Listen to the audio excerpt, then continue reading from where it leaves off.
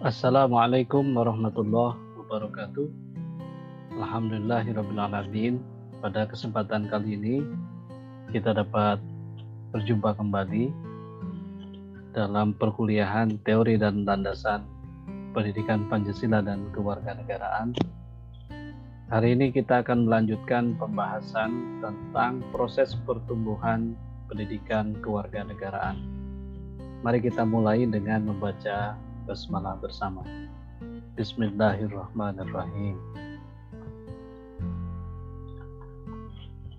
Bahan kajian untuk pembahasan tentang proses pertumbuhan pendidikan kewarganegaraan ini antara lain adalah yang pertama proses pertumbuhan PKN tentang civic education dan citizenship education. Yang ini sudah kita bahas pada pertemuan sebelumnya. Kemudian untuk pertemuan hari ini kita akan membahas nomor 2 dan nomor 3, yaitu tentang beberapa definisi civic education dan citizenship education serta continuum citizenship education. Mari kita lihat yang bagian yang pertama tentang beberapa definisi civic education dan citizenship education.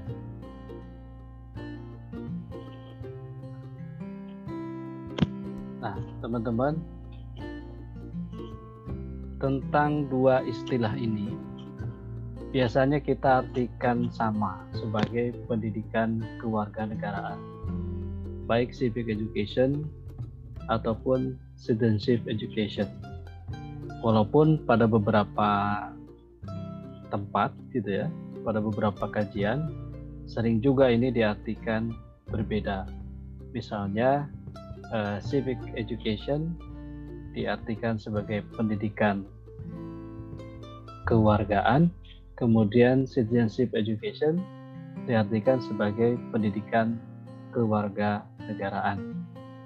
Tetapi dalam kajian kita sepakati dua istilah ini diterjemahkan sama sebagai pendidikan kewarganegaraan. Lantas bagaimana kita membedakannya? Mari kita telusuri beberapa ahli yang mencoba membahas tentang dua istilah ini. Yang pertama adalah dari John Cogan yang bersama dengan Ray Derricott menulis atau menjadi editor untuk buku Citizenship for the 21st Century. John Cogan membedakan istilah civic education dan citizenship education. Bagi Cogan, civic education adalah suatu mata pelajaran dasar di sekolah yang dirancang untuk mempersiapkan warga negara muda. Warga negara muda di sini adalah para siswa di sekolah.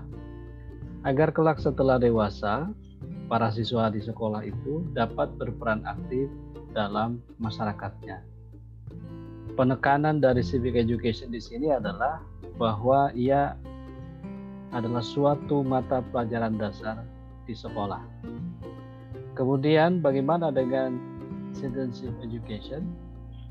Menurut Cogan, citizenship education atau education for citizenship digunakan sebagai istilah yang memiliki pengertian yang lebih luas karena dia mencakup baik pengalaman-pengalaman di sekolah, both these in-school experiences, atau pembelajaran non-formal atau informal yang berlangsung dalam keluarga, organisasi keagamaan, organisasi masyarakat, media, dan lain-lain yang membantu membentuk totalitas warga negara.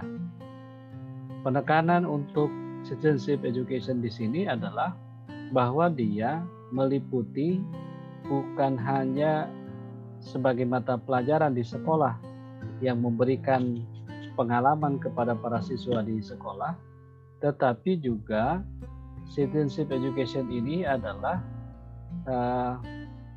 pengalaman-pengalaman yang diperoleh oleh para siswa di luar sekolah melalui pembelajaran non formal atau informal yang berlangsung di dalam lingkungan keluarga, di organisasi keagamaan, organisasi masyarakat, media, dan lain-lain. Jadi di sini keluarga, organisasi keagamaan, organisasi kemasyarakatan, media, dan lain-lain itu menjadi lingkungan yang memberikan pengalaman belajar pada para peserta didik, sehingga dari lingkungan-lingkungan belajar itulah kemudian totalitas dia sebagai warga negara terbentuk. Jadi tidak hanya melalui proses-proses pendidikan di lingkungan pendidikan formal di sekolah.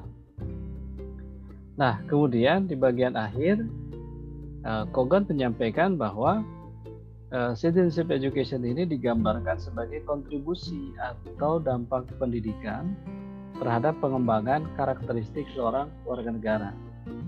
Jadi, kalau tadi civic education adalah sebuah mata pelajaran dasar di sekolah yang memberikan bekal agar dia kelak nanti dewasa bisa berperan dalam lingkungan masyarakatnya, maka citizenship education lebih dari itu, karena melibatkan lingkungan pendidikan yang lebih luas, bukan hanya pendidikan formal tetapi juga pendidikan informal, pendidikan non formal, baik yang dilakukan oleh keluarga, oleh masyarakat di organisasi kemasyarakatan, oleh media, ataupun oleh organisasi-organisasi keagamaan, yang muara akhirnya adalah mengembangkan karakter dari seorang warga negara, sehingga karakter warga negara terbentuk secara total dengan berbagai pengaruh lingkungan pendidikan atau pembelajaran yang dialami oleh seorang peserta didik. Itu menurut Kogan. Kemudian Profesor Udin Saripudin Winata Putra, ini guru besar emeritus di Universitas Terbuka, guru besar bidang kurikulum dan pembelajaran pendidikan kewarganegaraan dan ilmu pengetahuan sosial, mendefinisikan pendidikan kewarganegaraan yang cukup komprehensif. Bagi Profesor Udin, pendidikan kewarganegaraan adalah suatu bidang kajian yang memusatkan telaahannya, memusatkan kajiannya pada seluruh dimensi psikologis dan sosiokultural kewarganegaraan individu. Di bagian pertama ini, kita dapat memaknai bahwa PKN itu adalah suatu bidang kajian, atau Profesor Udin sering menyebut sekarang sebagai sistem pengetahuan yang terintegrasi, integrated knowledge system. Jadi PKN adalah suatu bidang kajian. Apa yang dikaji? Apa objek kajiannya? Objek kajiannya adalah seluruh dimensi psikologis dan sosiokultural dari seorang warga negara. Jadi ingat, objek kajian PKN itu adalah warga negara. Seluruh dimensi psikologisnya, seluruh dimensi kehidupan sosialnya, kehidupan budayanya. Itu yang pertama. Kemudian, pendidikan kewarganegaraan itu menggunakan ilmu politik dan ilmu pendidikan sebagai landasan epistemologi intinya. Jadi, pada pertemuan sebelumnya misalnya kita membahas bagaimana PKN itu tumbuh diambil dari salah satu cabang ilmu politik, yaitu demokrasi politik. Kemudian menjadi civic, ada gerakan civic education, jadilah muncul sebagai pendidikan kewarganegaraan.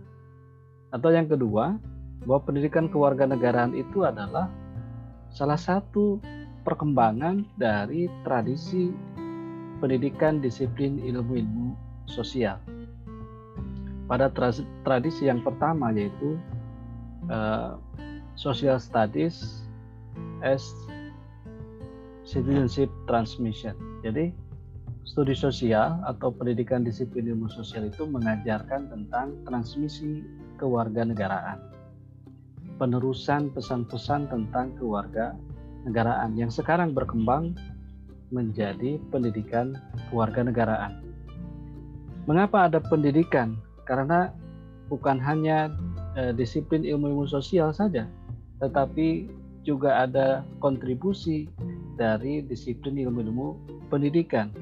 Sehingga ketika disiplin ilmu-ilmu sosial dan ilmu-ilmu pendidikan bertemu, maka lahirlah pendidikan disiplin ilmu sosial yang di dalamnya ada tradisi yang kemudian sekarang berkembang menjadi pendidikan kewarganegaraan. Ini yang intinya. Kemudian PKN selain menggunakan ilmu politik dan ilmu pendidikan sebagai landasan epistemologi inti, diperkaya dengan disiplin ilmu lain yang relevan. Apa saja disiplin ilmu lain yang relevan? Pada pertemuan sebelumnya kita sudah sampaikan, kita sudah membahas, misalnya ada disiplin ilmu-ilmu sosial lainnya. Kemudian ada disiplin ilmu hukum, ada disiplin ilmu kenegaraan yang lainnya. Bahkan nilai-nilai utama yang berkembang dalam lingkungan masyarakat. Pancasila misalnya, Undang-Undang Dasar 1945 itu menjadi atau turut memperkaya pendidikan kewarganegaraan sebagai suatu bidang kajian. Nah, kemudian ia mempunyai implikasi aksiologis ya, kegunaannya terhadap instrumentasi dan praksis pendidikan setiap warga negara. Jadi disiplin-disiplin ilmu politik, ilmu pendidikan, dan ilmu-ilmu lain yang relevan atau pengetahuan yang lain yang relevan itu disusun secara sistematis, secara ilmiah dan psikologis untuk tujuan apa? Tujuan mendidik warga negara dalam konteks kehidupan bermasyarakat, berbangsa, dan bernegara. Jadi harapannya adalah dengan berbagai disiplin ilmu tadi yang kemudian dikemas menjadi pendidikan kewarganegaraan, setiap warga negara dapat memahami hak dan kewajibannya sebagai warga negara, memahami peran-perannya sebagai warga negara dalam konteks kehidupan bermasyarakat, berbangsa, dan bernegara. Itu menurut Profesor Udin Winata Putra. Nah, kemudian ada pandangan lain yang dikemukakan oleh Marie Print. Ini hampir sama dengan apa yang dikemukakan oleh John Cogan, bahwa ia membedakan, sekalipun ini tidak secara tegas, tetapi Marie Print membedakan konsep civic education yang mencakup kajian tentang pemerintahan, konstitusi, rule of law, serta hak dan tanggung jawab warga negara. Sedangkan citizenship education, cakupan dan penekanan kajiannya meliputi proses-proses demokrasi, partisipasi aktif warga negara, dan keterlibatan warga negara dalam suatu civil society atau masyarakat warga. Dua istilah ini, sekalipun tidak secara tegas dibedakan, tetapi kita bisa melihat nomor 2, yaitu konsep citizenship education, cakupannya ini lebih luas dibandingkan dengan civic education. Nah, kemudian pendapat lain juga dikemukakan oleh Margaret Stillman Branson. Bagi Branson, pendidikan kewarganegaraan adalah komponen penting pendidikan yang mengajarkan warga negara mengambil bagian dalam kehidupan demokrasi publik. Artinya bagaimana warga negara berperan sesuai dengan hak dan kewajibannya dalam kehidupan demokrasi. Untuk menggunakan hak-hak mereka. Jadi dalam kehidupan demokrasi, hak-hak setiap warga negara diakui dan hak-hak itu ditunaikan, dipenuhi oleh para penyelenggara negara. Kemudian pemenuhan hak-hak mereka itu untuk membebaskan tanggung jawab mereka dengan pengetahuan dan keterampilan-keterampilan. Jadi didukung oleh pengetahuan dan keterampilan-keterampilan kewarganegaraan yang dibutuhkan agar setiap warga negara mampu berperan, mampu menjalankan peran dan fungsinya tadi sesuai dengan hak-hak yang mereka miliki, hak dan kewajiban yang warga negara miliki. Nah, kemudian pendapat lain dikemukakan oleh David Kerr. Ini cenderung menyamakan.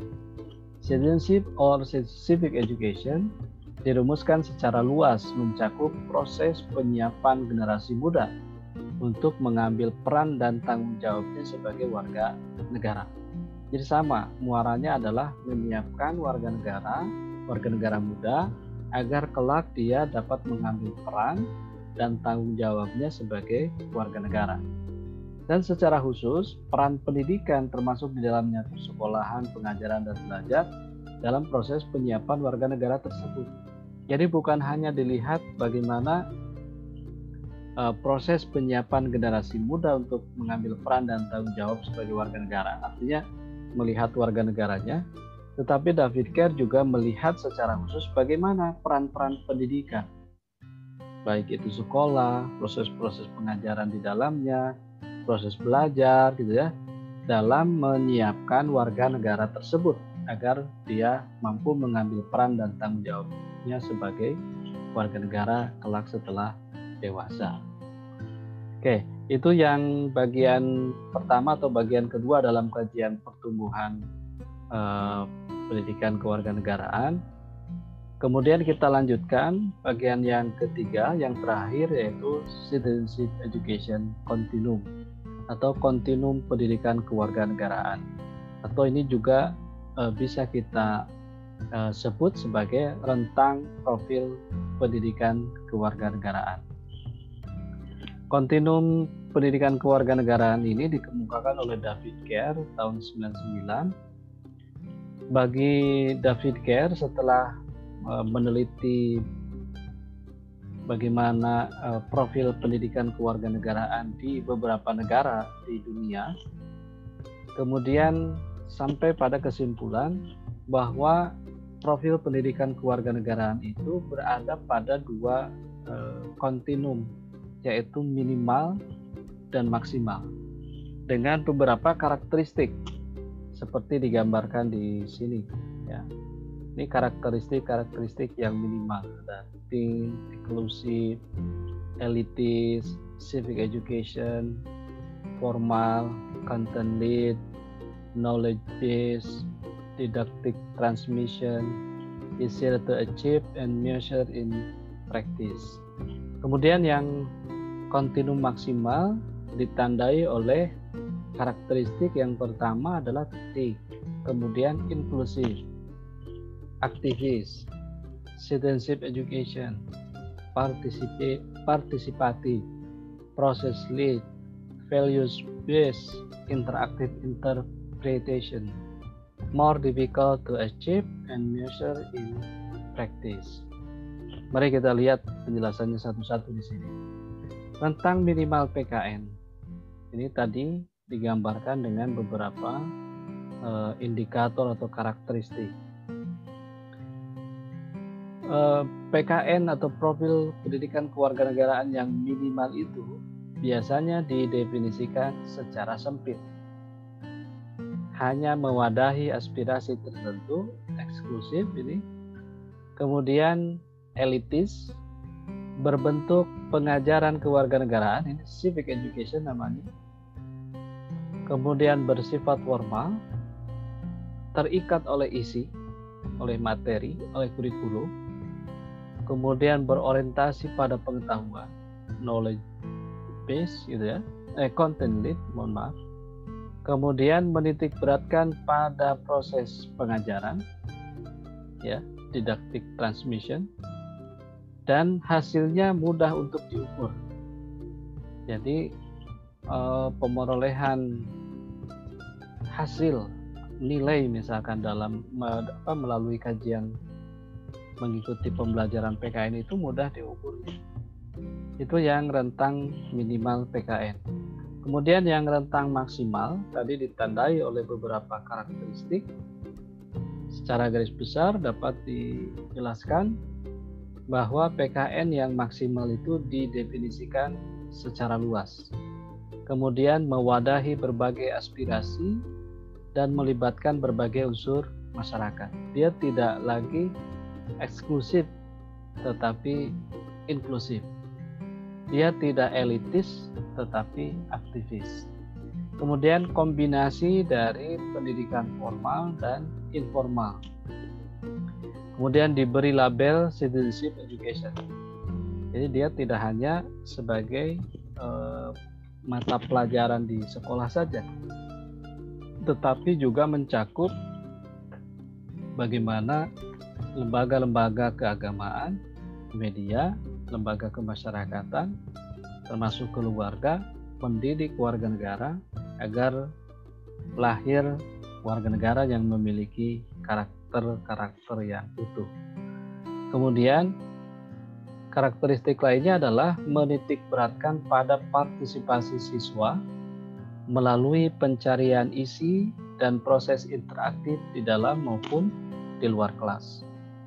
Jadi tidak hanya didactic transmission ya, proses berorientasi pada pengetahuan, kemudian menitik beratkan pada proses pengajaran. Tetapi yang maksimal menitik beratkan pada partisipasi siswa. Jadi tidak satu arah, tetapi mengundang atau melibatkan partisipasi siswa. Bagaimana siswa bisa berpartisipasi? Yaitu melalui pencarian isi dan proses-proses interaktif di dalam maupun di luar kelas. Kemudian kalau tadi hasilnya mudah diukur, maka yang maksimal hasilnya lebih sukar dicapai dan diukur karena kompleksnya hasil belajar. Jadi hasil belajarnya misalnya bukan hanya sekedar pengetahuan saja, bahkan pengetahuannya pun misalkan hanya kognitif tingkat pertama, hanya mengingat saja. Tetapi PKN ini yang rentang maksimal ini juga meliputi komponen sikap yang diukur dari para siswa atau dari para pelajar, kemudian juga keterampilan-keterampilan kewarganegaraan. Jadi sulit katanya, lebih sukar dicapai dan diukur karena kompleksnya hasil belajar, ya, berbeda dengan yang minimal yang tadi. Yang minimal hasil belajarnya lebih mudah untuk dicapai. Nah, kemudian dari dua rentang profil pendidikan kewarganegaraan ini, David Kerr setelah meneliti beberapa profil PKN di beberapa negara sampai pada kesimpulan bahwa sebenarnya ada 3 pendekatan citizenship education atau 3 pendekatan PKN. Yang pertama adalah education about citizenship, pendidikan tentang kewarganegaraan. Kemudian yang kedua, education through citizenship, pendidikan mengenai kewarganegaraan atau pendidikan melalui kewarganegaraan. Dan yang ketiga adalah education for citizenship, pendidikan untuk kewarganegaraan. Nah, apa bedanya? Kalau yang education about citizenship yang pertama ini, dia memusatkan perhatian untuk membekali siswa dengan pengetahuan dan pemahaman yang memadai tentang sejarah nasional dan struktur serta proses pemerintahan dan kehidupan politik. Jadi di sini lebih banyak membekali siswa dengan pengetahuan dan pemahaman. Dan kemudian yang kedua, education through citizenship, menitik beratkan pada prinsip pelibatan pembelajaran siswa dengan melakukan melalui pengalaman aktif dan partisipatif di sekolah atau komunitas lokal dan sekitarnya. Kalau yang pertama tadi membekali siswa dengan berbagai pengetahuan dan pemahaman yang memadai. Kalau yang kedua lebih banyak melibatkan pembelajaran siswa dengan melakukan, ya, learning by doing, melalui pengalaman aktif dan partisipatif di sekolah atau di komunitas lokal dan sekitarnya. Proses-proses belajar seperti ini ya, pengalaman aktif dan partisipatif di sekolah atau di komunitas, diyakini memiliki potensi untuk reinforce the knowledge component, memperkuat komponen pengetahuan, karena siswa betul-betul dilibatkan dalam proses pencarian pengetahuan ya, sehingga mereka membangun pengetahuannya sendiri. Dan yang ketiga adalah education for citizenship. Yang ketiga ini mencakup kedua pendekatan, baik education about citizenship ataupun education through citizenship, yang menitik beratkan pada membekali siswa dengan seperangkat alat. Alat yang dimaksud adalah pengetahuan dan pemahaman, keterampilan dan sikap, nilai dan disposisi atau karakter, yang memungkinkan mereka untuk berpartisipasi secara aktif dan bijaksana dalam peran dan tanggung jawab yang mereka hadapi dalam kehidupan dewasa mereka.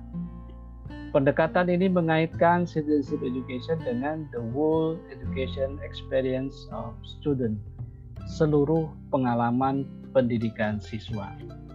Ini tiga pendekatan citizenship education oleh David Kerr yang diperoleh dari penelitian tentang profil-profil pendidikan kewarganegaraan di beberapa negara di dunia.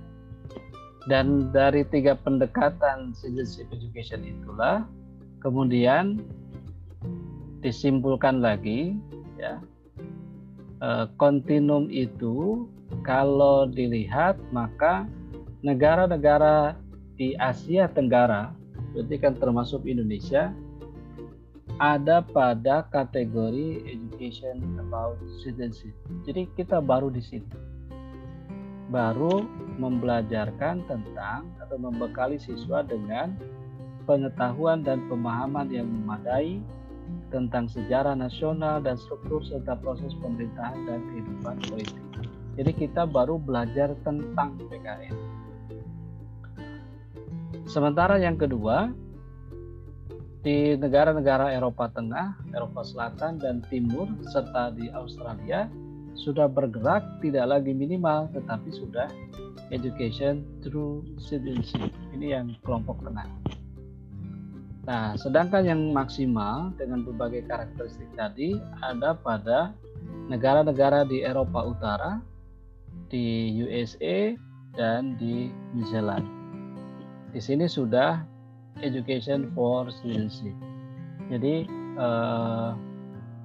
bukan tentang kewarganegaraan, tetapi pendidikan untuk kewarganegaraan. Jadi belajar tentang bagaimana berwarganegara yang baik.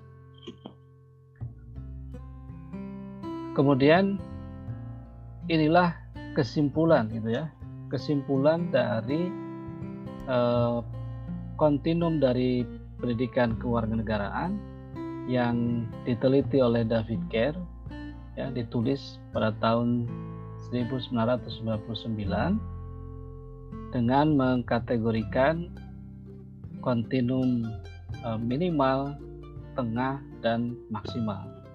Jadi sebenarnya ada dua kontinum besar yang saling berhadapan-hadapan, tetapi setelah diteliti ternyata ada tiga pendekatan yang bisa digunakan atau tiga pendekatan yang digunakan dalam pengembangan PKN, dan kemudian negara-negara mana yang menggunakan tiga pendekatan itu, maka lahirlah yang minimal, kontinum tengah, dan kontinum yang maksimal.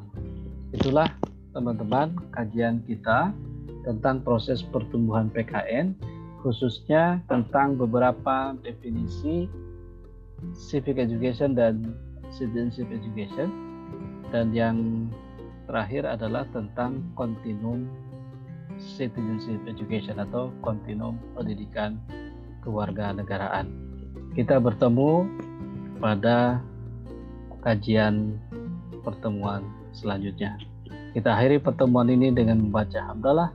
Alhamdulillahirabbil alamin. Assalamualaikum warahmatullahi wabarakatuh.